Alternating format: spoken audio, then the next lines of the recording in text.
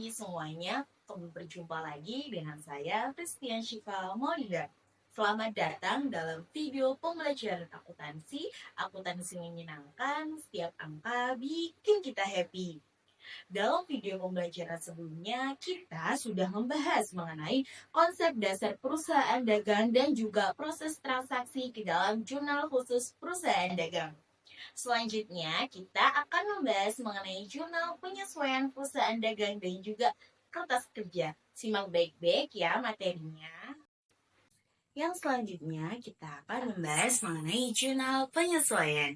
Jadi, jurnal penyesuaian merupakan jurnal yang digunakan untuk mencatat transaksi yang telah dilakukan, namun masih belum tercatat ke dalam jurnal.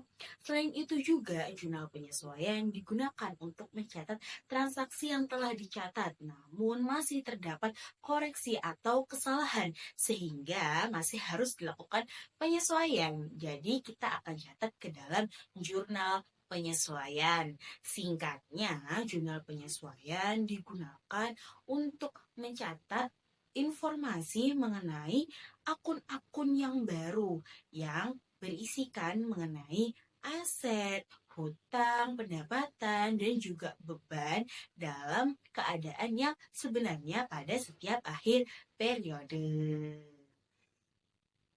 Nah, terdapat satu akun yang membedakan jurnal penyesuaian perusahaan jasa dan juga perusahaan dagang. Satu akun tersebut yakni terdapat jurnal penyesuaian persediaan barang dagang. Nah, untuk penyesuaian persediaan barang dagang ini sebelumnya belum kita temui di dalam perusahaan jasa, namun kita akan temui dalam perusahaan dagang. Nah, penyesuaian persediaan barang dagang ini dicatat menggunakan dua metode, yakni metode itisar laba rugi dan juga metode harga pokok penjualan. Nah, metode itisar laba rugi sendiri ini digunakan untuk menyesuaikan nilai persediaan barang dagang akhir dan juga nilai persediaan barang dagang awal. Nah, contoh transaksinya yakni akun ikhtisar laba rugi terdapat di dalam sisi debit. Lalu di dalam sisi kredit terdapat akun persediaan barang dagang awal. Selanjutnya di kolom debit ada akun persediaan barang dagang awal dan di sisi kredit akan ditutup dengan ikhtisar laba rugi.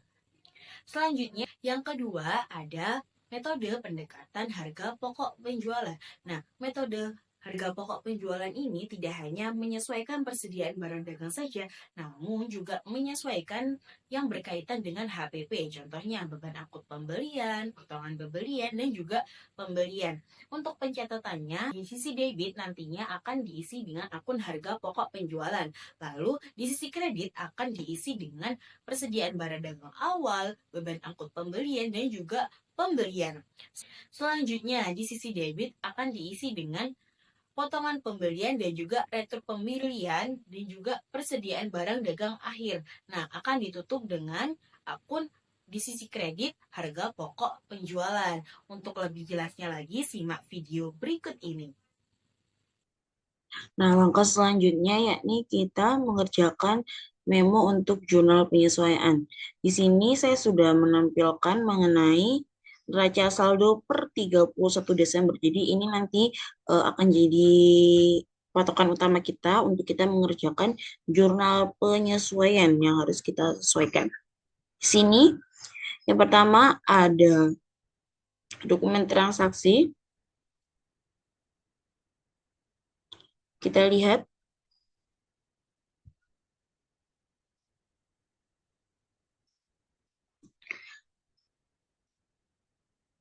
PT Anugrah Elektronik mengeluarkan bukti memorial kepada teknisi akuntansi. Nah, data penyesuaian pada akhir periode yang terjadi yang pertama yakni adanya persediaan akhir star supplies yang senilai Rp11.625.000. Nah, sebelum itu di sini kita lihat terlebih dahulu di neraca saldonya apakah angka 11.625.000 itu sudah sama dengan yang ada di neraca saldo.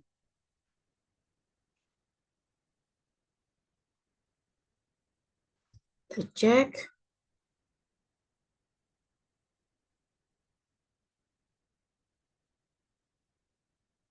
Nah, di sini ternyata beda ya.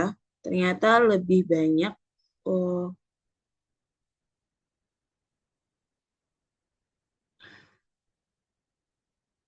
kok lebih banyak kan? Ternyata untuk di neraca saldo sendiri di sini berbeda dengan hasil yang disesuaikan. Harusnya di dalam bulan Desember kita harus mengeluarkan 11.625.000 rupiah. Namun ternyata faktanya di neraca saldo masih mengeluarkan 10.300.000.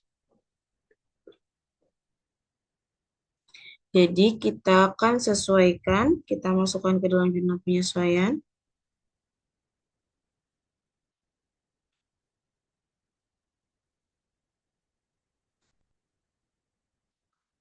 Oke, kita catat tanggal 31.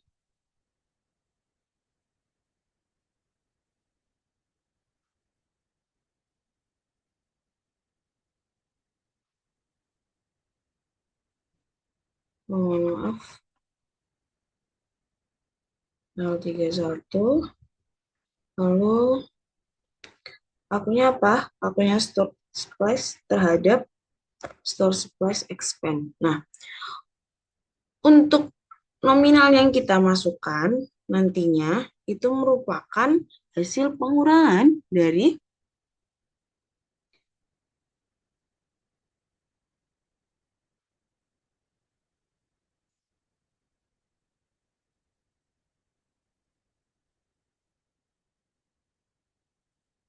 nilai yang ada pada bukti memorial dikurangi dengan neraca saldo yang sebenarnya. Kita kurangi. Jadi 11.625.000 kita kurangi dengan 10.300.000. Hasilnya yakni 1.325.000 rupiah.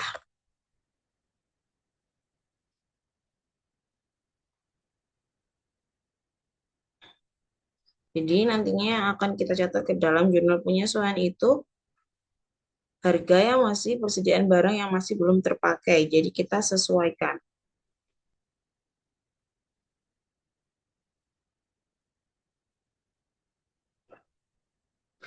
Selanjutnya,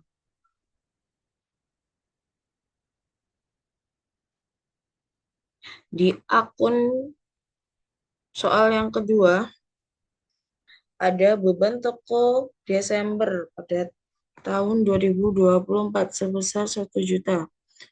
Nah, ini kita tinggal masukkan saja beban sewanya.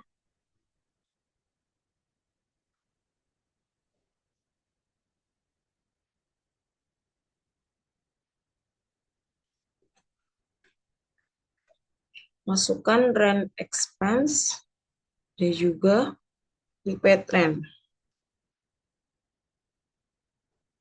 sebesar 1 juta rupiah. Oke, next. Selanjutnya, di soal yang ketiga, data penyesuaian mengenai beban asuransi di Desember 2024 sebesar 1.250.000.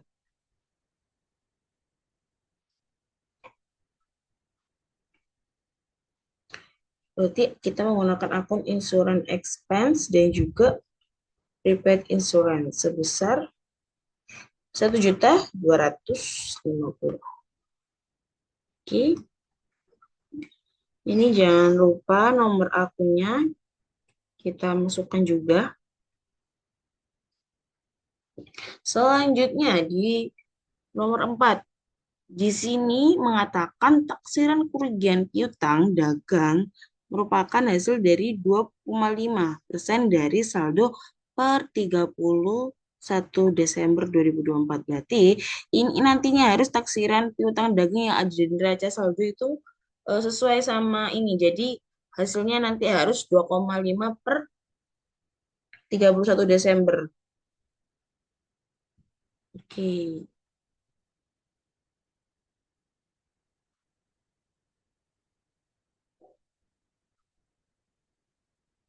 kita cek di neraca saldo. akun piutang kita sebesar terus Rp5.000 terus oke, kita masuk ke pencatatannya.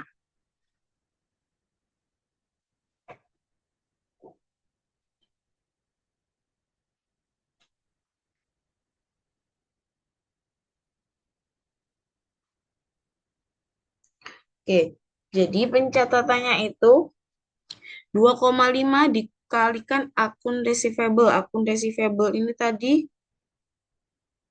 yang ada di neraca saldo sebesar 246 juta. Lalu hasilnya nanti akan dikurangi dengan akun allowance for debt and debt. Itu merupakan kerugian piutang. Kita dikurangi kerugian piutang. Hasilnya nanti akan dikurangi dengan kerugian piutang. Nah, di sini hasil yang kita peroleh itu hasilnya minus karena ini bukan hasil yang sebenarnya. Nah, taksiran yang harusnya kita dapatkan itu sebenarnya ini 6.150.000. Karena di sini mengatakan kalau taksiran kerugian piutang itu 2,5% dari saldo per 31 Desember. Sedangkan nyatanya yang ada pada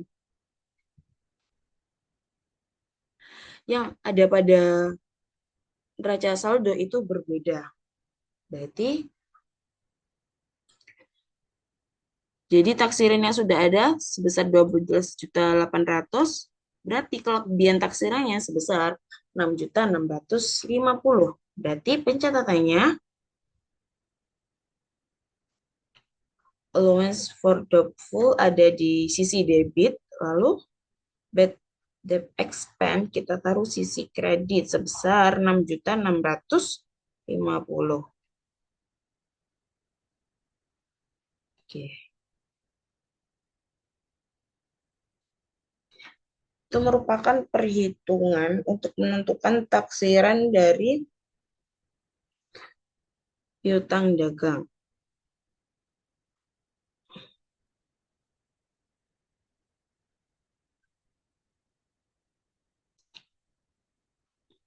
Oke, selanjutnya kita masuk ke bukti memorial yang kedua. Di sini PT Anugrah Elektronik mengeluarkan kepada teknisi akuntansi. Nah, di sini dikatakan penyusutan equipment bulan Desember sebesar Rp700.000. Maka pencatatannya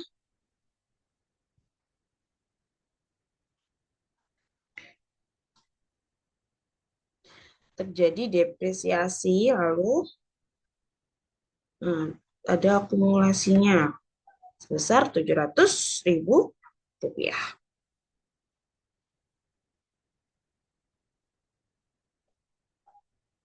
Oke. Soal selanjutnya. Gaji bulan Desember sebesar Rp3.550.000 akan dibayarkan tanggal 25 Januari 2025. Wah, berarti kalau akan dibayarkan berarti ini pencatatannya kita catat dalam hutang karena masih akan dibayarkan di tahun yang akan datang. Kita masukkan ke jurnal. Kita catat works and salaries expense. Lalu kita masukkan expense payable. Karena tidak terdapat works and salaries payable, kita masukkan ke dalam expense payable saja. Sebesar Rp3.550.000.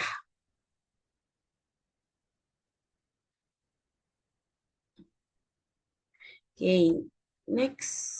Kita ke soal selanjutnya. Di sini PT Anugrah Elektronik mengeluarkan bukti memorial kepada teknisi akuntansi. Yang pertama, oleh karena pencatatan PPN income dan PPN outcome sesuai dengan faktor pajak standar, maka kedua akun tersebut akan dapat segera ditutup saldonya, dipindahkan ke PPN payable. Kita cek ke neraca saldo. di bulan Desember. Nah, di sini kan PPN outcome-nya ada di sisi kredit. Sedangkan PPN income-nya ada di sisi debit. Nah, ini nantinya akan kita balik. Nantinya akunnya akan kita balik untuk menutup saldonya dan dipindahkan ke akun PPN payable. Maka akan kita balik.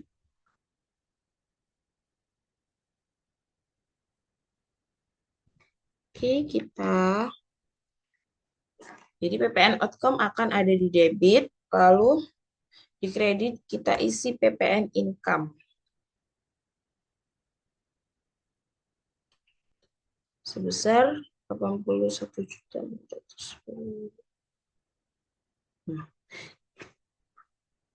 Nah, ini kan antara debit dan kredit berbeda, makanya kita tambahkan akun di sini, yakni akun PPN payable. Akun PPN payable ini nilainya nanti dari mana? Nilainya dari PPN outcome dikurangi dengan PPN income. Ini nanti hasilnya akan masuk ke PPN payable. Nah,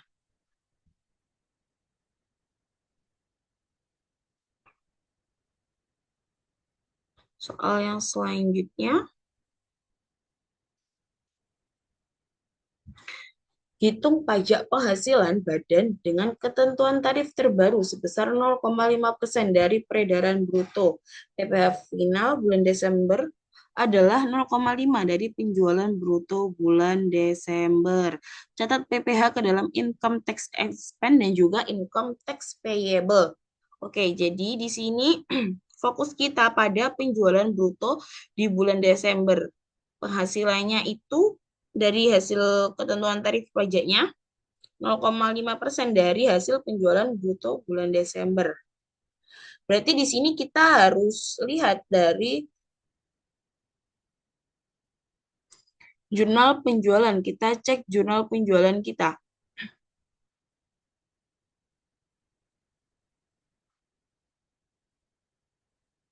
Nah,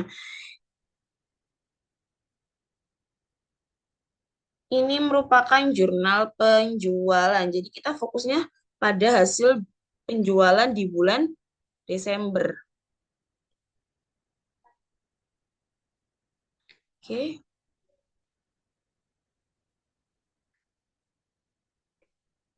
Kita masuk ke transaksi.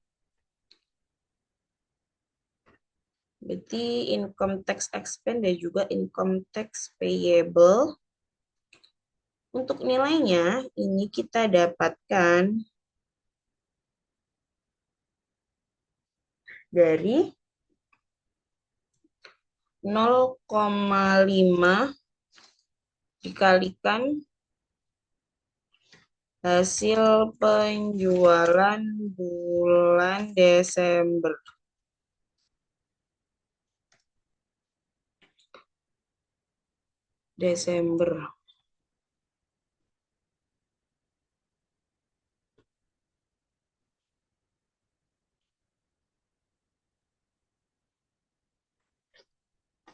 Hasil penjualan bulan Desember berapa?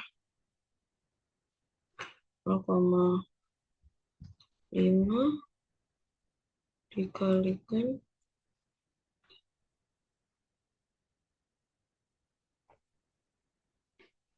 725.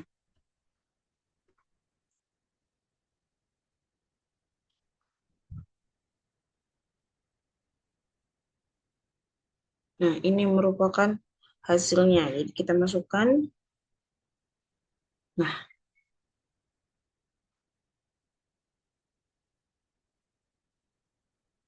ini merupakan hasil dari 0,5 di penjualan di bulan Desember.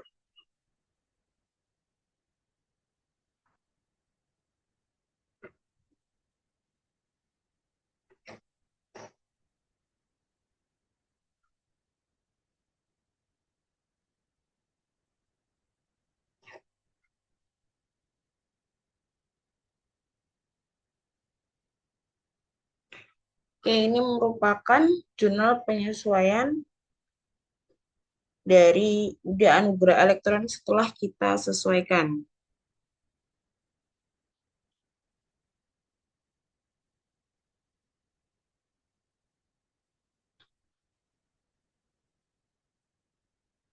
Nah, setelah kita melakukan entry ke dalam jurnal penyesuaian, yang selanjutnya kita akan membuat neraca lajur atau kertas kerja. Kertas kerja itu apa sih? Jadi, kertas kerja merupakan pencatatan yang dilakukan secara sistematis yang digunakan sebagai dasar untuk pembuatan laporan keuangan. Nah, kolom neraca lajur sendiri itu terdiri dari neraca saldo sebelum penyesuaian, lalu ada jurnal penyesuaian, lalu ada neraca saldo sebelum penyesuaian, lalu ada perhitungan laba rugi dan juga perhitungan neraca. Nah, untuk lebih jelasnya, mari kita simak video berikut ini. Oke, setelah kita selesai menyesuaikan jurnal penyesuaian yang perlu kita, akun-akun yang perlu kita sesuaikan, langkah selanjutnya yakni kita mengerjakan kertas kerja atau worksheet. Nah, di sini ada 10 tabel, yakni ada neraca saldo, jurnal penyesuaian, neraca saldo setelah disesuaikan, rugi laba, dan juga kolom neraca. Untuk neraca saldo yang awal ini kita isi per 31 Desember. Di sini sudah saya masukkan. Jadi kita bisa lihat di neraca saldo per 31 Desember. Selanjutnya kita masukkan akun-akun yang ada dalam jurnal penyesuaian.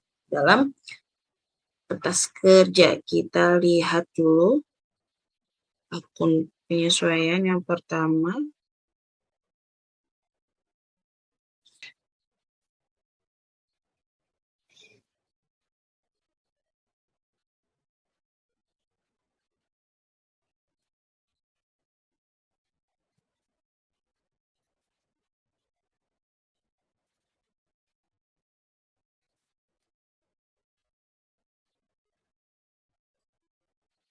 Oke, di sini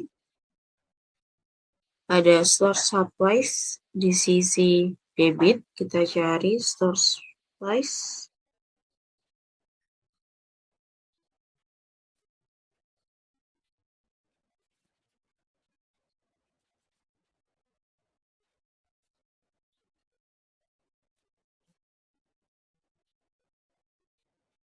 Nah, nih kita masukkan di sisi debit. Selanjutnya store supplies expense. Kita juga masukkan. Selanjutnya ada rent expense.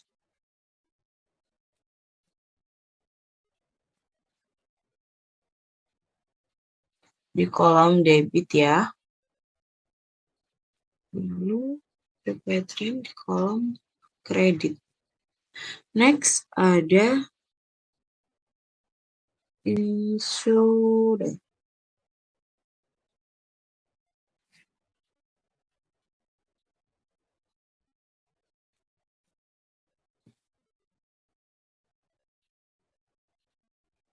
Di sini kita catat di debit, lalu prepaid insurance di kredit.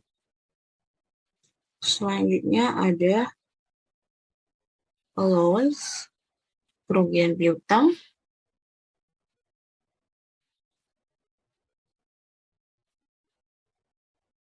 Lalu ada dimasukkan sini.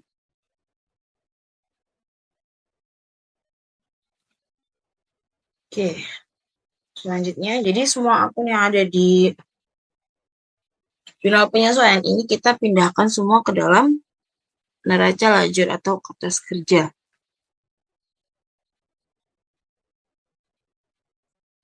Terus kita taruh di sini, catat, lalu ada akumulasi penyusutan.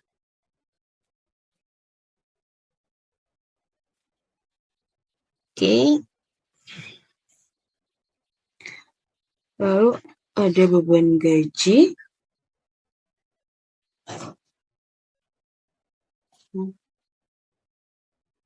pemasukan ke utang, payable expense.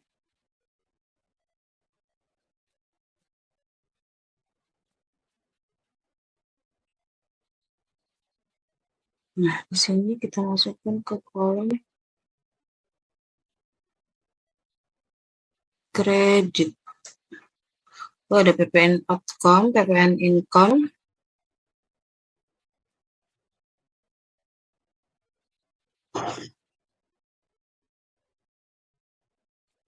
PPN payable, kita masukkan.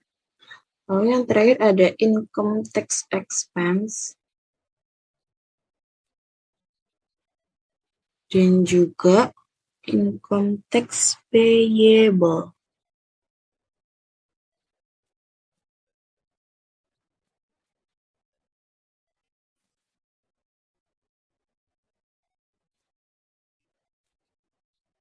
Oke. Nah, ini kita jumlahkan, hasilnya juga harus sama dengan ada yang di jurnal penyesuaian.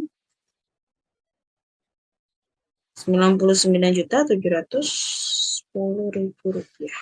Oke. Nah,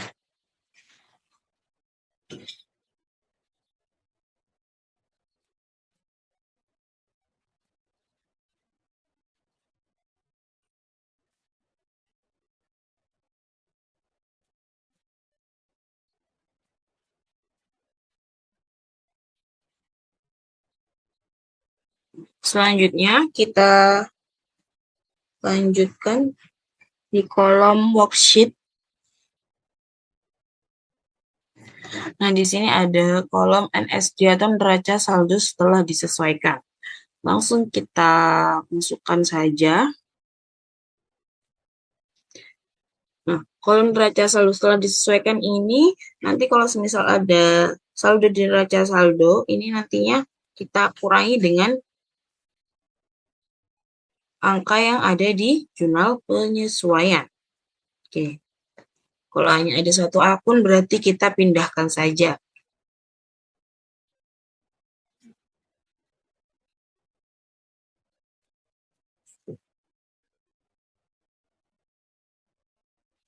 Oke. Ini karena debit ketemu kredit dan lebih besar kreditnya, berarti saldonya ada di sisi kredit. Next.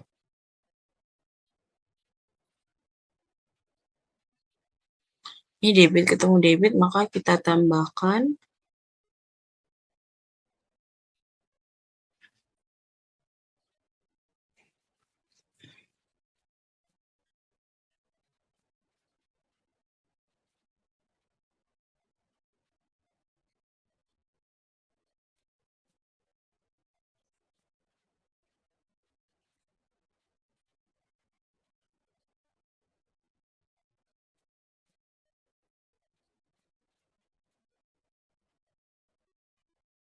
Ini karena debit dan kredit nominalnya sama, maka hasilnya 0, tidak usah kita catat.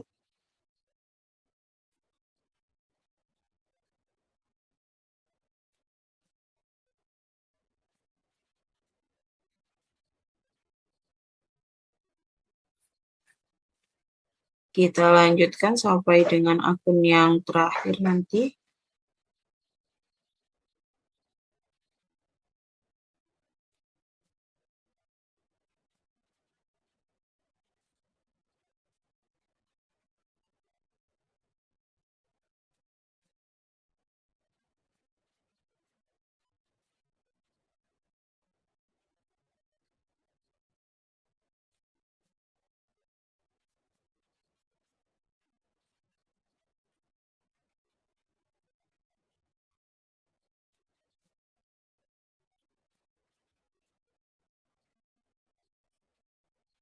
Nah, kita selesaikan pada akun yang terakhir. Oke. Ini sudah selesai, nanti kita jumlahkan sebesar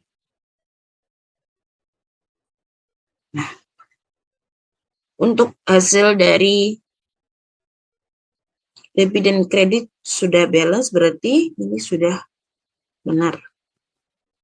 Next, selanjutnya kita akan masukkan ke dalam kolom rugi laba dan juga neraca. Nah, jadi ini nanti untuk rugi laba kita hanya fokus pada akun 4 ke bawah. Sedangkan untuk akun neraca yang kita masukkan hanya akun dari 1 sampai 3.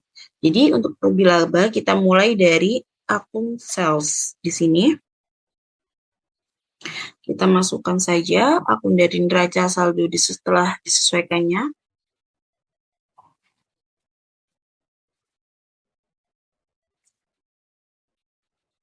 Lalu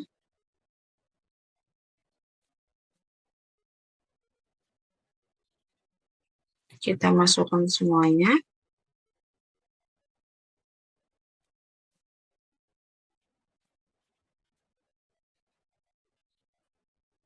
Oke. Ini sudah kita pindahkan dari nomor akun 4 sampai selesai, kita pindahkan lalu kita jumlahkan.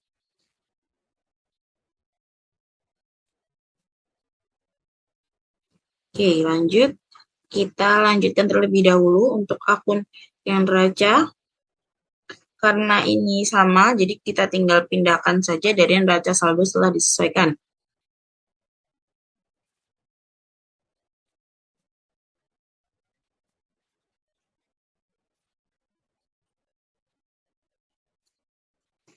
Oke, nah di sini kan terlihat ya nominalnya berbeda, maka di sini akan kita sesuaikan.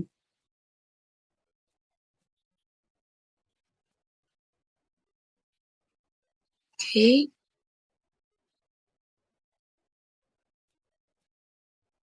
Nah, di sini merupakan total laba yang diuntungkan yakni sebesar Rp391.100.000. Jadi di sini ditemukan perusahaan UD Anugerah Elektronik mengalami laba yakni sebesar Rp391.100.000. Next kita cek lagi apakah sudah benar dengan kita menjumlahkan. Nah, sampai sini berarti antara sisi laba rugi dan juga neraca itu sudah sama. Oke, next selanjutnya.